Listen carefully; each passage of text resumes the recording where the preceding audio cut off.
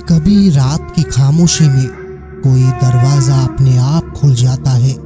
कभी किसी पुराने घर से आती है एक अनजानी सिसकी और कभी हवा में तैरती है किसी अधूरी दुआ की गंध। लोग कहते हैं ये सब वहम है, पर जो देख लेता है, जो सुन लेता है, वो जानता है हर रूह की अपनी एक कहानी होती है। ये वही कहानियां हैं जहां डर, दर्द और रहस्य एक साथ सांस लेते हैं, जहां अंधेरा भी बोलता है और खामोशी भी चिल्लाती है। तो अब अपने कमरे की बत्तियां बुझा दो, कानों में हेडफोन लगाओ, क्योंकि जो अब सुनने जा रहे हो वो सिर्फ कहानी नहीं, एक रूहानी किस्सा है।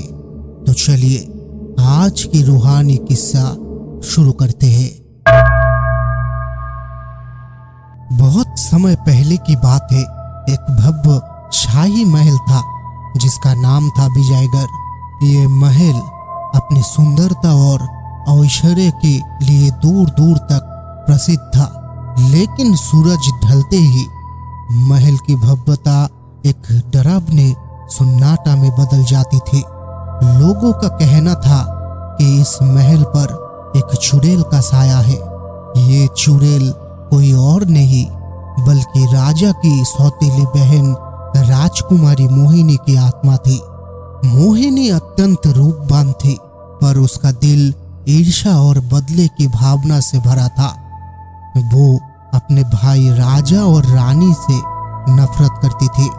एक रात रानी को जहर देने की साजिश रचते हुए वो पकड़ी गई और राजा ने गुस्से में आकर उसे महल के अंदर कुएं में फेंकवा दिया। मरने से पहले मोहिनी ने श्राप दिया कि वो इस महल को कभी शांति नहीं लेने देगी। उस दिन के बाद महल में अजीबोगरीब घटनाएं होने लगी।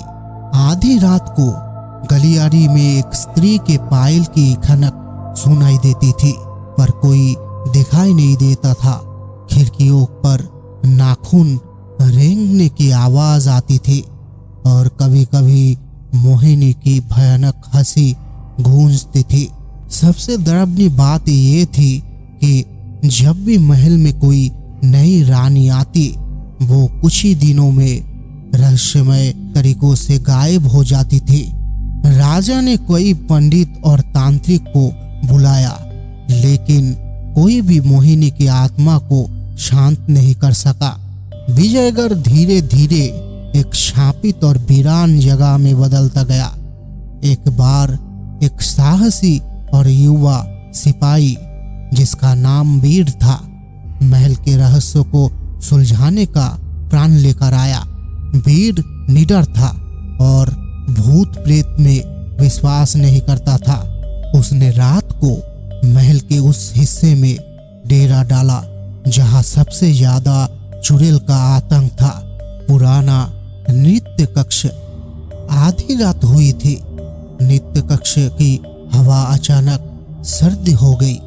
वीर ने देखा कि कमरे के बीचों बीच फर्श से थोड़ा ऊपर एक धुंधली सफेद आकृति तैर रही थी। उसके बाल बिखरे थे और उसकी आंखें आग की तरह जल रही थी। ये मोहिनी की आत्मा थी। मोहिनी ने एक डरावनी आवाज में कहा, हे मनुष्य, तुम यहाँ क्या कर रहे हो? यहाँ से भाग जाओ, नहीं तो तुम्हारा भी वही हर्ष होगा जो बाकियों का हुआ है। वीर डरा नहीं। उसने अपनी तलवार नीचे रखी और शांति से बोला, राजकुमारी, मैं तुम्हें भगाने नहीं बल्कि तुम्हारी आत्मा को मुक्ति दिलाने आया हूँ। तुम इतने वर्षों से इस महल में भटक रही हो। बदले की आग ने तुम्हें बांध रखा है। शांति से इस शरीर को त्याग दो। मोहिनी की आंखें कुछ पल के लिए शांत हो गई। वीर की निडरता और करुणा ने उसे चौकित कर दिया था। पहली बार किसी ने उससे डरकर भागने के बजाय दया से बात की थी। मोहिनी की आत्मा ने धीरे धीरे उसे अपनी कहानी सुनाई। कि कैसे उसे हमेशा उपेक्षित महसूस हुआ और कैसे ईर्ष्या ने उसे अंधा कर दिया। वीर ने उसे समझाया कि अतीत को पकड़ कर रखने से केवल दुख ही मिलता है। सूरज निकलने से ठीक पहले मोहिनी की आत्मा ने गहरी आह भरी। उसका सफेद रूप धीरे धीरे पतला होता गया और फिर एक ठंडी हवा के झोंके के साथ वो हमेशा के लिए विलुप्त हो गई। उस रात के बाद विजयगढ़ महल में शांति छा गई। पायल की खनक और भयानक हंसी हमेशा के लिए रुक गई। वीर ने महल की चुड़ैल के छाप से मुक्त कराया और विजयगढ़ फिर से खुशियों और रौनक का केंद्र बन गया। विजयगढ़ के महल में शांति लौटे कई साल बीत चुके थे। वीर, जिसने राजकुमारी मोहिनी की आत्मा को मुक्ति दिलाई थी, अब राजा का सबसे भरोसेमंद सेनापति बन चुका था। महल में खुशी अब वापस आ चुकी थी और राजा रानी अपनी बेटी राजकुमारी लावण्य के साथ सुखपूर्वक रह रहे थे।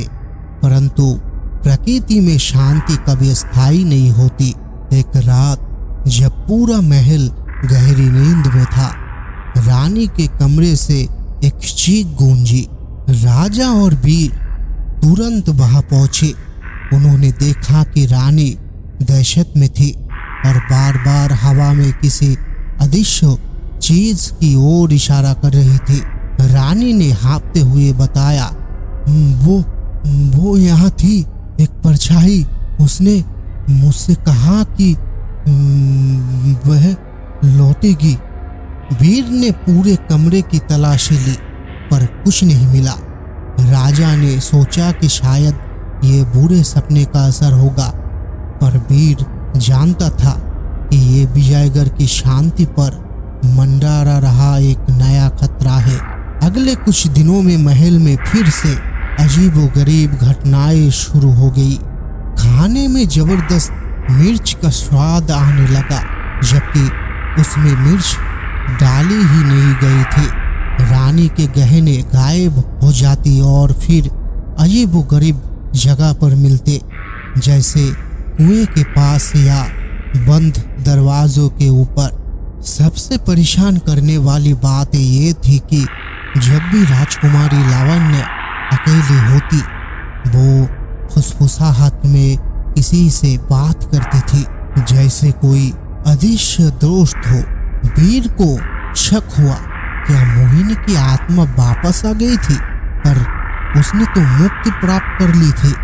जांच करते हुए वीर को पुराना इतिहास याद आया।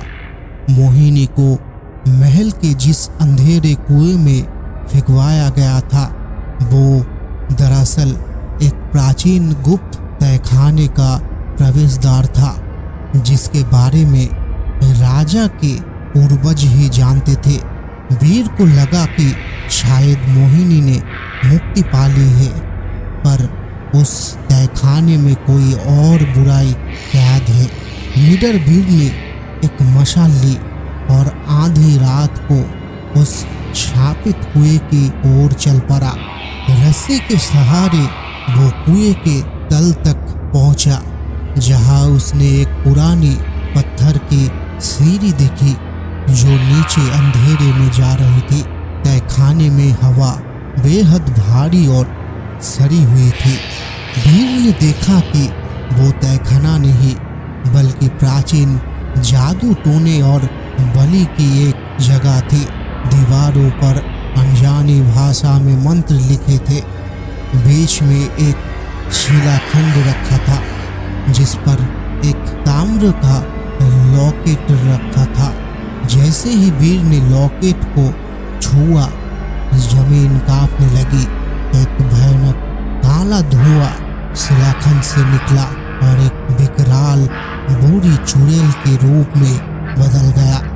ये चुड़ैल मोहिनी से भी ज्यादा खतरनाक दिख रही थी। चुड़ैल जोर से हंसी और बोली, मोहिनी तो सिर्फ एक छोटी सी कठपुतली थी। मैं काल रात्रि हूँ, इस तहखाने की असली मालकिन मोहिनी की नफरत ने मुझे जागृत किया और अब मैं इस महल को पूरी तरह नष्ट कर दूंगी। वीर समझ गया महल के श्राप मोहिनी ने नहीं बल्कि इस प्राचीन और शक्तिशाली कालरात्रि ने दिया था।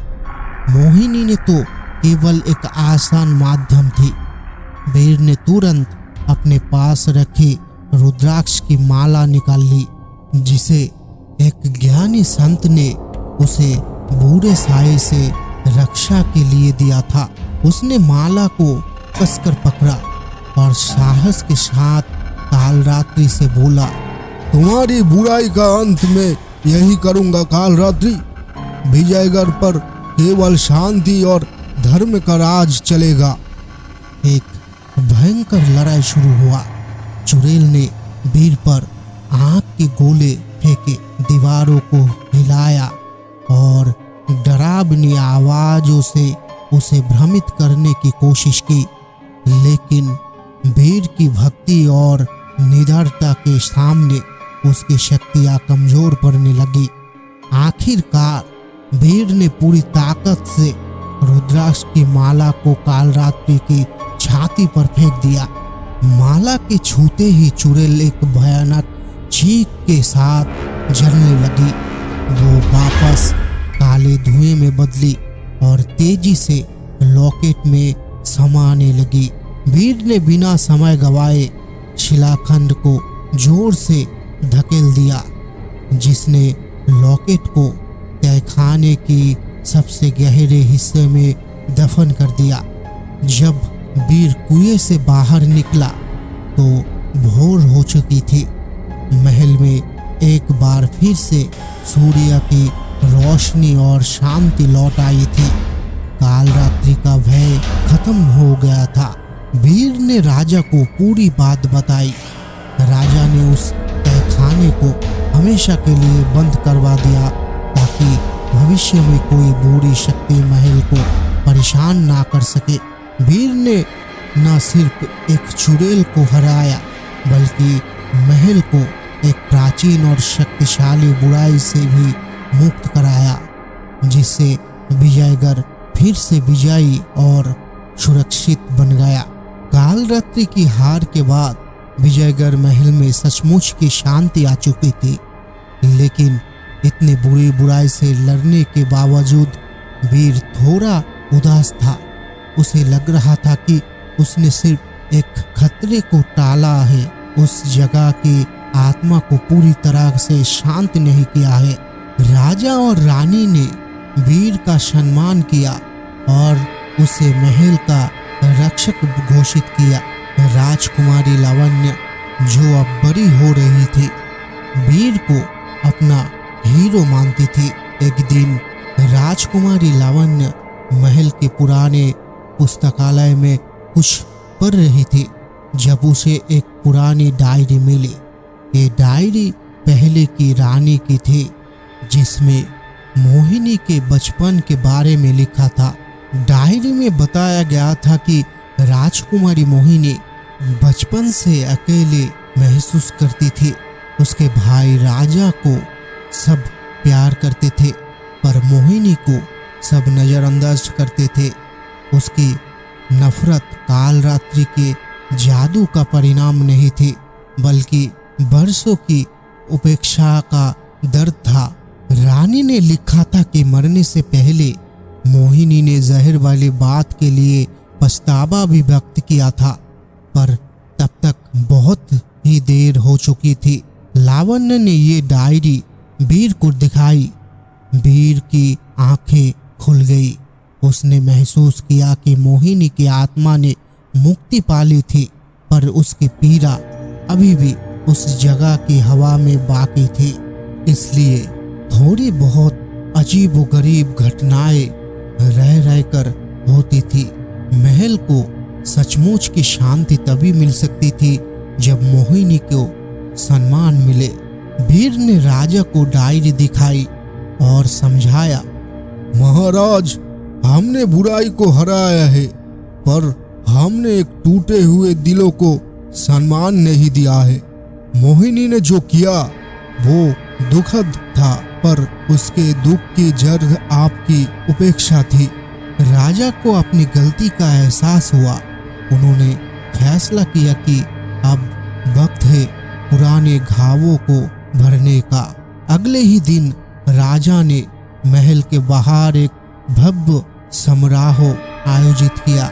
उन्होंने अपनी बहन राजकुमारी मोहिनी के सम्मान में एक सुंदर उद्यान समर्पित किया और वहां एक संगमरमर की मूर्ति स्थापित करवाई। राजा ने खुले दरबार में स्वीकार किया कि उन्होंने अपनी बहन की भावनाओं को समझाने में गलती की थी। जब मोहिनी की मूर्ति का अनावरण किया गया तो हवा में एक मीठी सुगंध फैली। आकाश में एक पल के लिए इंद्रधनुष के रंग दिखाई दिए और महल की पुरानी दीवारों पर एक गर्म सुनहरी रोशनी पड़कर तुरंत गायब हो गई। सबने महसूस किया कि ये मोहिनी की आत्मा की अंतिम विदाई थी। उसने अत्यंत माफी और स्वीकृति पाली थी। उस दिन के बाद विजयगढ़ महल एक शापित जगह के रूप में नहीं बल्कि प्रेम और क्षमा के प्रतीक के रूप में जाना जाने लगा। राजकुमारी मोहिनी की कहानी अब डर की नहीं बल्कि इस बात की कहानी बन गई कि कैसे छोटी सी उपेक्षा बड़ी बुराई को जन्म दे सकती है और कैसे सच्ची क्षमा आत्माओं को शांति दे सकती है। महल के रक्षक वीर ने ना सिर्फ तलवार से लड़ा बल्कि अपने दिल की दया से एक सदियों पुराने श्राप को हमेशा के लिए मिटा दिया और विजयगढ़, जिसका नाम ही विजय था, अब हमेशा के लिए सुख शांति और प्रेम के साथ विजयी हो गया। तो दोस्तों, ये थी हमारी रूहानी किस्से। हर किस्सा एक सवाल छोड़ जाता है, क्या ये सच था या बस एक रूहानी एहसास?